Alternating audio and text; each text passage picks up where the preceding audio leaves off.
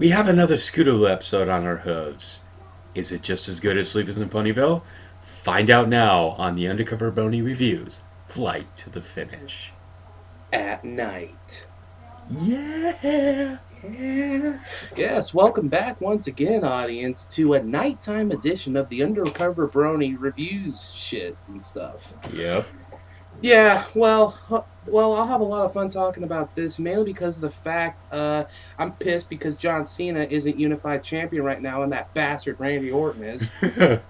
But today's episode is something that is very close to my heart and close to John's heart. Why? Because it's an episode about Scootaloo. Yeah! Scootaloo is beast. Scootaloo is awesome. Scootaloo I didn't originally like as much as I liked Sweetie Belle.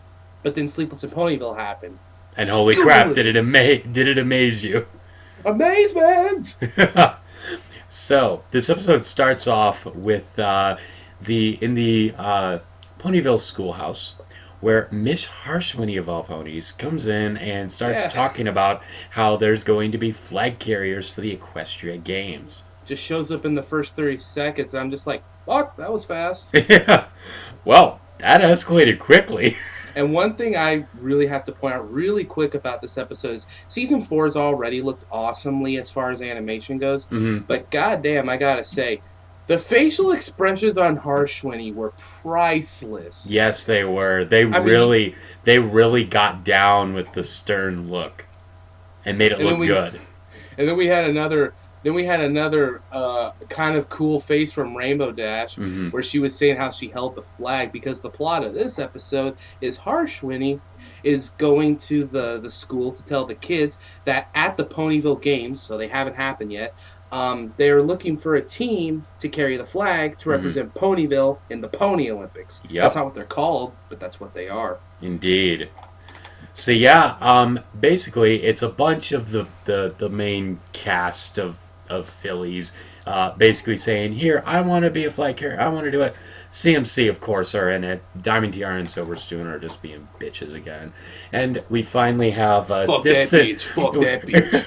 And we finally have Snips and Stales that are trying to do a routine, and they fall, and they're like, and Snips is like, what? It could happen. And the instant I heard that, I'm like, only on the hub. I heard that, and I'm just like, nope. Nope. Just instant nope. Then the intro happens, and I gotta say, even though I, like a lot of people, I'm kind of, thinking, why is Twilight still in a balloon? I gotta say, it really is cool to have the full cast at the end there taking the picture, and then Luna's reading the scroll with Celestia. I still mm-hmm. think that's really cool. Yeah. Although, back to the first scene real quick, Rainbow Dash bursts in, and apparently she's going to be training these little fillies and be their little judge and judge them on their performances, which is interesting. Da, da, da. Da, da, da. Da, da, da. Anyway, so we skip over, and the CMC are kind of wondering what they can do to go within the rules that Miss Harshwinny set, which is basically uniqueness, how it represents your town, that sort of stuff, creativity, all that fun jazz. And they think that what's great about Ponyville is that it's really the only town, and really this is where it shows that Ponyville's really the exception, that it's all three types of ponies, but they all live together as friends. And racial equality! It's really cool to see that. Yeah. And I never really noticed it until Scootaloo pointed it out. And when she did, I really kind of dug that, because it's true. It's like, wow, everybody really gets along in Ponyville most mm-hmm. of the time. That's kind of cool. Yeah, everyone breaks out into song at random times, it's awesome. I'm singing randomly. And then the CMC have another song. Yes, they have the first song of Season 4. Yeah, and conveniently, they had like the third song of Season 3. No, second or third. How many songs do they have in Crystal Empire? Well, either way. And I liked it, because with the drums and everything, mm-hmm. it sounded like a Scottish march to war. It did, yeah. I kind of didn't notice that. Scootaloo Sorry. I kind of saw it as a like a drumline sort of thing. And if you know me, I was in a drumline in high school, and like it was like the best 3 years of my life. I enjoyed it so much, and I loved the throwback they had to the drumline, which is really awesome. Did you like the Drumline movie? Uh kind of Was it not a sorta. correct representation of the hardships? Okay, let me kind of put one thing straight. Drumline, while it did focus on the drumline section, that's more of a drum and bugle corps. What I did was a percussion only drumline. No You horns, slammed the no woodwinds, crashes no together. something. Well, hey, So yeah, the song's cool. Scootaloo can sing. Apparently, you know, uncontinuity. we're just fucking that bit from season one. But that's not a major thing. Sweetie Belle can sing again. Yes. Yeah, and I'm gonna say this right now. I didn't like it as much as Bad Seed. No, Bab Seed. Yeah, Bab's Seed was more catchy, but I really like the feel they were going with this song. Although, yeah, the imagery and stuff wasn't really all that good. Well, because Bad Seed was like, it reminded me like some 60s pop rock music video. Yeah.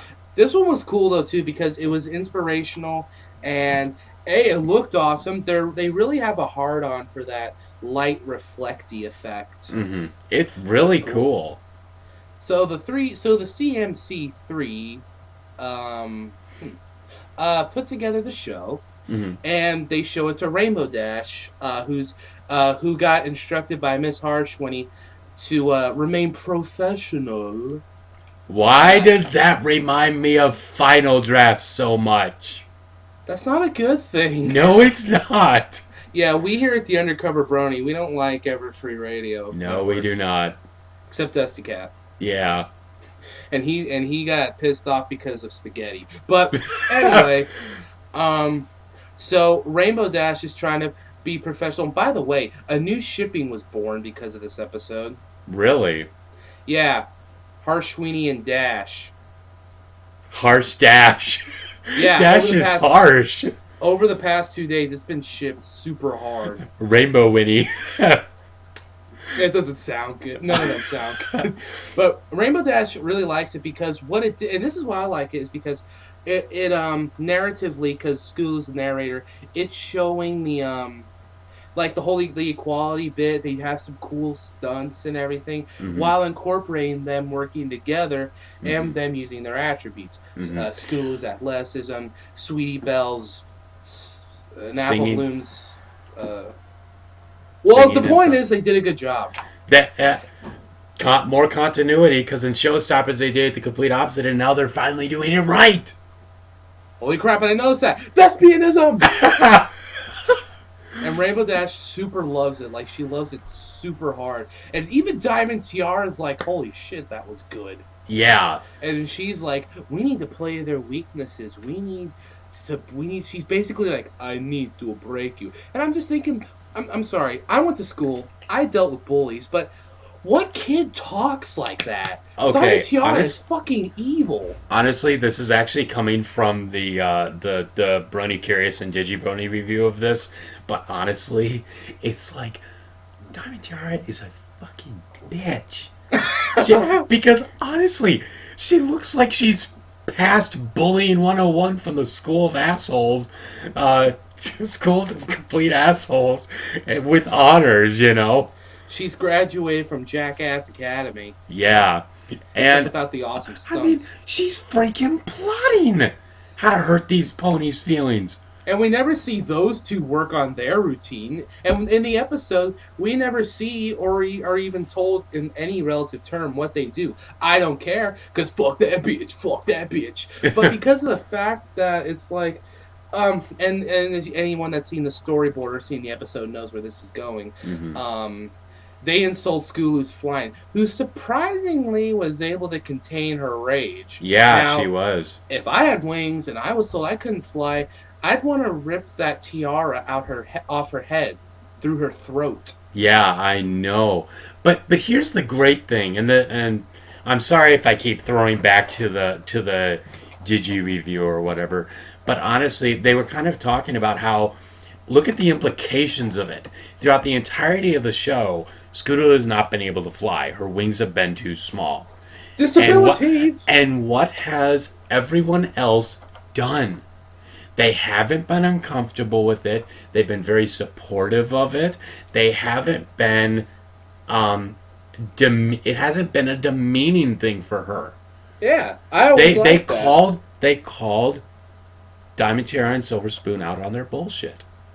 They did. I mean, they didn't say it like this, but they flat out said, no one dislikes Scootaloo for it. Mm-hmm. I mean, really, Diamond Tiara and Silver Spoon don't dislike Scootaloo for it. They Mm-hmm. just dislike Scootaloo Yeah, exactly.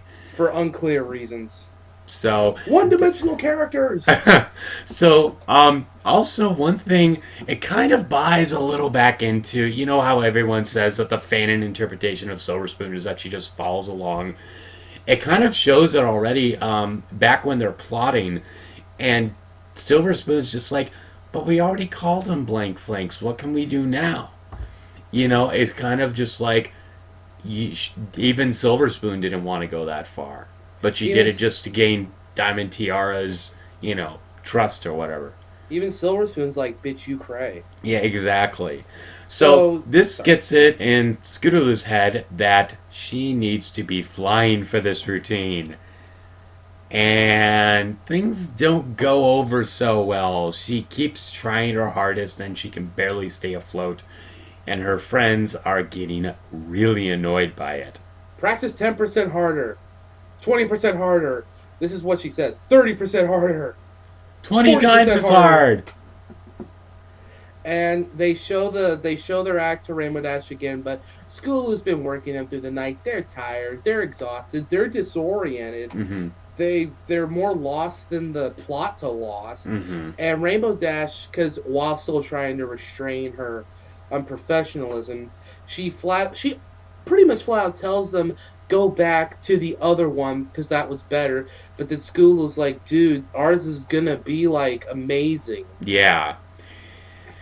So then we get to the one scene that I'm You mean the kind scene that season 4 has a hard on for? I kind of see it and I kind of don't see it. I'm talking about the scene at the train station where That's Scootaloo what I'm baby. talking about. Yeah, Scootaloo just leaves them at the leaves, or they just leave Scootaloo at the train station because she wanted to quit because she couldn't do it. Now Yeah, here's she's the like- thing. No, go on. I was like, she's like, I quit. Apple Bloom's like, fine. Sweetie Belle, who's normally either the voice of reason or neutral party, is initially quiet, but she sides with Apple Bloom. I had a problem with that because, given the fact we don't know much about their history, wouldn't it be safe to say that Sweetie Belle and Scootaloo are like each other's first friends or Mhm. like first real friend or Yeah. something? And it's like, I get it, the plot demanded it, but like, I don't know, because when you're that age and you have that person or those group of friends that you grow up with, either it's 2, 3, or whatever, and you grow up together, learn Mhm. things, go on adventures, something like that happening, it's either A, gonna destroy you and the friendship beyond repair, or Yeah. 2, Apple Bloom and Sweetie Belle would have been like, fuck the competition. Yeah. Also, it's the weird thing is I don't really like how Apple Bloom acts because okay, granted, she was really tired because she didn't get a lot of sleep, probably because of excitement of going, and also probably because she had been worked to death the previous day. But honestly, I've never seen Apple Bloom ever act that way. She was so mean-spirited. She was, and I'm just like, how does this work? Why are you being so mean to Scootaloo here? Why are you just going on a, we don't need you? I'm sorry, but how does that work? You know what it is? I know why. New writer. Mm-hmm. Dude's name is Ed Ed, cool name. Ed Valentine. Never written a Friendship is Magic episode before, and I don't know his any other writing credits. So, I guess we can forgive him, right? First Oh time yeah, writing yeah. the show. I can forgive it. Honestly, it's just a nitpick. But But it's really just like I've never seen Apple Bloom act that way, and it kind of was shoehorned in to fit the story and make Scootaloo be left behind.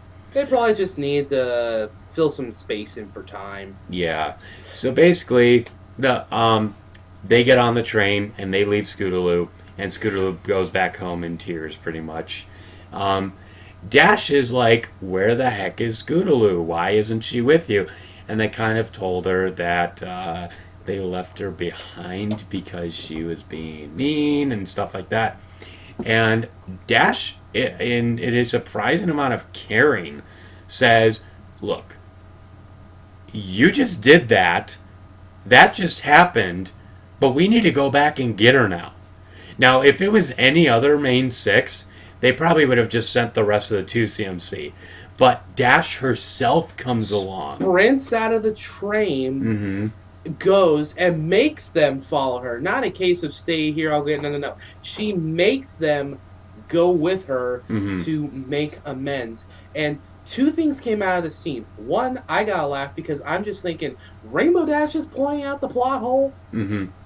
Two, because, okay, I now like Rainbow Dash a little more now. Yeah. I was worried with this episode because even though it wasn't going to star Rainbow Dash, I knew she'd have a prominent role, and I just kept thinking last week was a good episode. Was a good episode that starred Rainbow Dash, and this week kind of starred her. Well, I just kept thinking back to season 2, May the Best Pet Win. Then we got that piece of crap Ne'er-do-well. That was one of my concerns, and then we come to one of my favorite scenes in the entire series. Not because it's that, I'll explain this. Does it tug at your heartstrings? Yeah, because, okay, Rainbow Dash gets to Scootaloo's house, who's tearing down her posters and throws her scooter in the trash, to which I'm like, no, not the scooter! Here's the thing. That's showing the emotional weight that's coming through this. Number one, she can't fly, and number two, she just got ditched by her friends. That's great use of show don't tell. Throwing away her own scooter? Are you kidding me? That'd be like if I threw away my caricature of Solid Snake just because David Hayter isn't voicing Snake in the next game. Oh wait. Yeah. Well, anyway, Rainbow Dash breaks into her. She really does break into her house. Yeah. Which, still no Scooter parents. Just pointing that out. But she's not homeless. Yeah, she has a home. She has a home. Maybe she owns it by herself. Well, anyway, Rainbow Dash, in the most mature way I've ever seen her, gives literally the only answer she could give. Scootaloo asked Rainbow Dash, do you think I'll ever fly? There were three, I mentioned this months ago, there were 3 ways they could have gone about this. Yes, you will fly one day. No, you won't fly one day. Or maybe. They chose the middle option, but better. Because in real life, people with disabilities, some of them may recover, some of them may not. And I thought it was an awesome show of realism when Dash said, maybe you'll fly, maybe you won't. Because even though that's not what Scootaloo wanted to hear, obviously, that's literally the most truthful answer she could have given. But she then proceeds to tell Scootaloo why she's awesome the way she is. Yeah. And I thought to myself that is one of the best moments in the series because it's small. It's nothing big or major. But you could tell that'll have an impact later on Scootaloo's life or even in her life in general because, well, yeah, just that. And I thought that they did... I had to give a slow clap to that and just be like, well played, Hasbro. Well played. Because it was good, man. It really was. Really good scene. So, one thing I do want to talk about with Rainbow Dash here is I love how she's being characterized in Season 4. Now, going back real quick to Wonderbolt's Academy, you know how everyone said, oh, she's getting character development here. She's doing this. She's talking about not being reckless and stuff like that. Okay. Forced! Kind of think through this a little bit, people. Would Dash have legitimately done that if she was not in the academy. No, she would not have.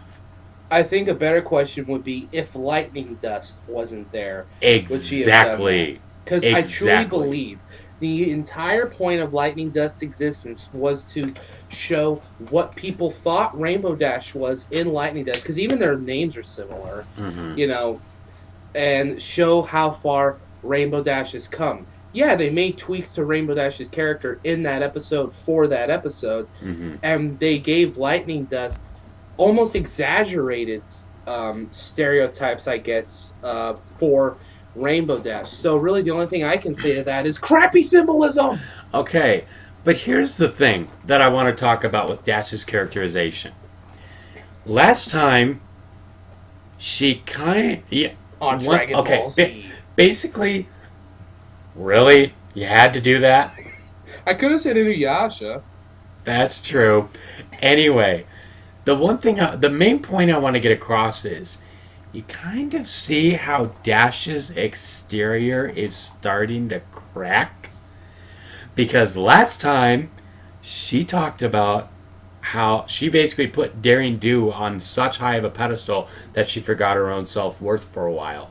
In this episode, she's going right back to where she was in Hurricane Fluttershy, being the caring type of pony that she should be. Because You see how her exterior is cracking. Look at it! And Look at it! Look I- at the character development! I love this because it's showing her psychology, and it's showing her that, yeah, she is just like Scootaloo. She is brash on one side, but on the other end of the spectrum, she really is that kind of three-dimensional character that you didn't see from seasons 1 and majority of season 2. But now Because- you're seeing it. Because Rainbow Dash wants to be just as good as the character Daring Do. Mhm. Scootaloo wants to be just as good as Rainbow Dash. Mhm. But what I loved about the scene from before was Rainbow Dash told her flat out, "You don't need to be like me. You need to be." Well, she didn't say it that. You but didn't. You didn't I- need. You don't need to be like me to still be awesome in my eyes. Exactly, man. So Love it. I was literally cheering through the episode, like, "Yeah, go do it, go win, Yes. kid."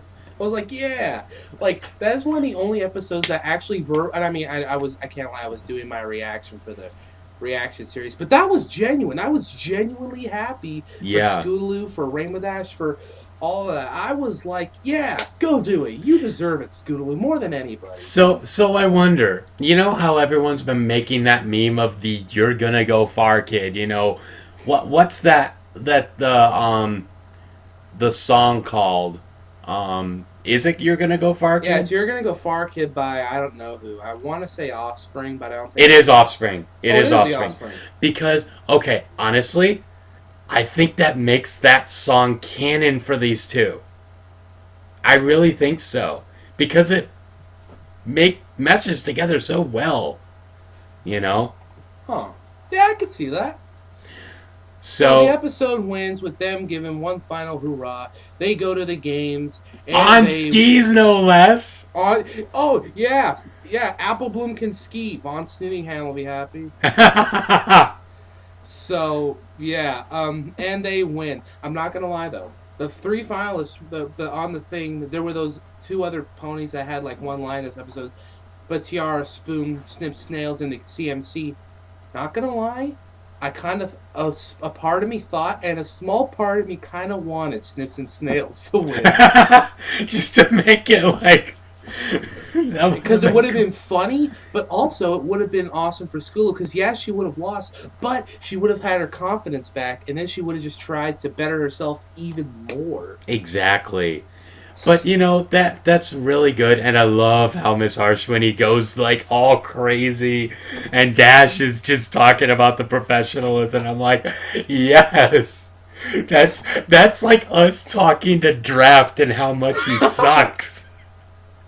Yeah, it is. I mean, we could be like other people and go into in-depth symbolic detail and use big words to explain stuff, but fuck that. I like being blunt. Yeah, Because really, I could say, oh, I really love the three-dimensional dynamics of Rainbow Dash's personal characterizations episode.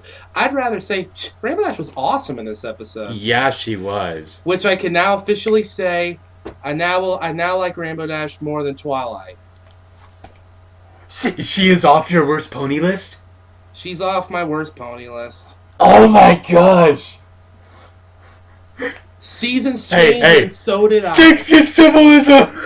Oh my god. Hey, I didn't say I was a fan.